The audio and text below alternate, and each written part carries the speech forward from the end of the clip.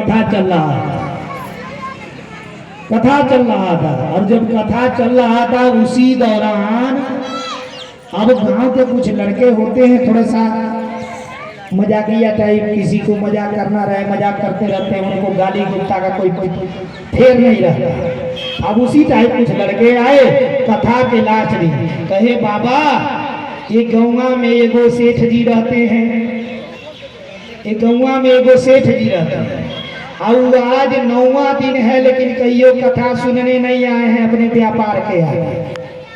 बाबा कहे तो जाओ ले आकर आओ मेरे पास। अभी लड़के गए जबरदस्ती सेठ जी के पकड़ के, सेठ जी गरिया रहे हैं लेकिन जबरदस्ती लेकर के लड़के ठीक करवा रहे, लेके सब लड़के बाबा के पास सेठ जी को ला करके खड़ा कर दिया। आज जब सेठ जी को खड़ा कर दिए तो बाबा कहे कि सेठ जी एक चीज जाने, दुई बात बतियाई,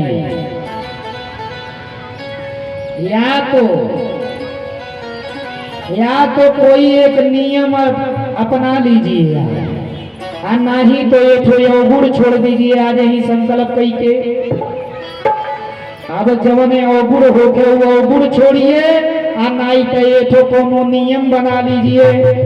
सेठ जी मन में सोचने लगे अवगुण पे हमारे बिना अवगुण के व्यापार में नहीं चलेगा। सबसे बड़ा अवगुण तो वह है झूठ बोलना। व्यापार को ईमानदारी से करेगा, व्यापार में तो कितना भी कहिए हर सेठ कहेगा भैया कान पकड़ के कह रहे हैं 1 रुपया नहीं खरीदारी है। अभी सेठ जी सोचे कि अवगुण तो छोड़ूंगा नहीं, नियम में ठीक है। कहे बाबा हमको नियम ही बता दीजिए, कोई नियम ही। बाबा कहे कोई भी नियम बना लो, उसे रोज नियम पूर्वक करते रहना। सेठ जी कहना का नियम बनाए, का नियम बनाए, मन में विचार करते हुए घर जाने के बाद देखे क्या इनके घरवा के समनवा दरवाजा पे एक तो कुम्हार का घर था। वो कुम्हार रोज मिट्टी का बर्तन बनाता था। देखिए माता जी की तरफ से 20 रुपया यज्ञ भगवान में दान आया, भगवान इनके परिवार का मंगल करें। महाराज कथा आज ही केवल होगा, आज ही मात्र कथा होगा, कल हवन पूर्णाहुति है और कथा का विदाई दिवस है। अब इसके बाद जो है सेठ जी कहे, अब कुम्हार मिट्टी का बर्तन बनाता था।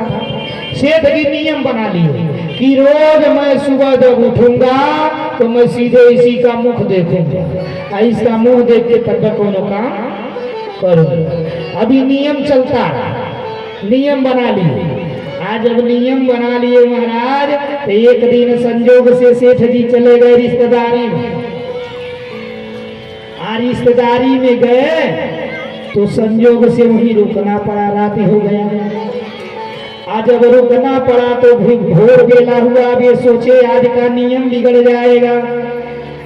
भोरवे जवान बा झोला उठाए अपना, रिश्तेदारी में से भागे भागे आए घर। घर पर आए झोला फेंके और झोला फेंक करके सीधे गए कुम्हार के घर। कुम्हार के घर गए तो कुम्हार था ही नहीं। चला कि कुम्हार गया है पहाड़ के ऊपर मट्टी खोदने के लिए। अब सेठ जी भागल भागल पहाड़ के किनारे पहुंच गए।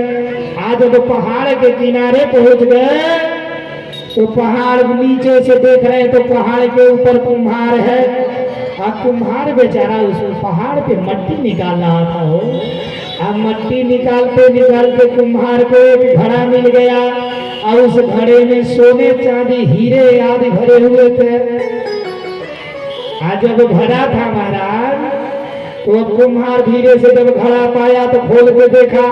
देखने के बाद चारों तरफ देख रहा है कि किसी ने हमको देख नहीं न लिया है। आज जैसे नीचवा तकल वैसे सेठ जी का बस देख लिया, बस देख लिया है? अरे सेठ जी तो कहे बस मैंने तेरा मुंह देख लिया, बस हो गया। अब वो समझ गया कि सेठ जी कह रहे घड़वा देख लिया। अब वही पर से कह रहा है कि 50-50 हाथ जोड़ रहा है।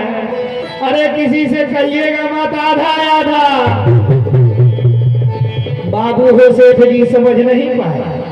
अब कुम्हार जब घड़ा लेकर के उतरा तो कहा सेठ जी बस किसी से कहिएगा मत आधा आधा हो जा रहा है। जैसे घड़ा खोले सोने चांदी। सेठ जी कहे ओ, वही तुरंत सेठ जी सोचने लगे आज मैंने इस कुम्हार का नेह लगा करके नियम पूर्वक नित्य मैंने दर्शन किया है, इसका मुख देखा है, तो आज मुझे इतने हीरे जवाहरात मिल रहे हैं। अगर यही नेह मैं परमात्मा में लगाया होता तो आज परमात्मा मुझे न जाने क्या क्या मिला होता। महाराज इसलिए नियम और नाम दोनों में दोनों का बहुत ही महत्वपूर्ण योगदान है। नाम की महिमा बहुत बड़ी है और नियम का भी बहुत बड़ा योगदान। बोलिए साचे दरबार की जय।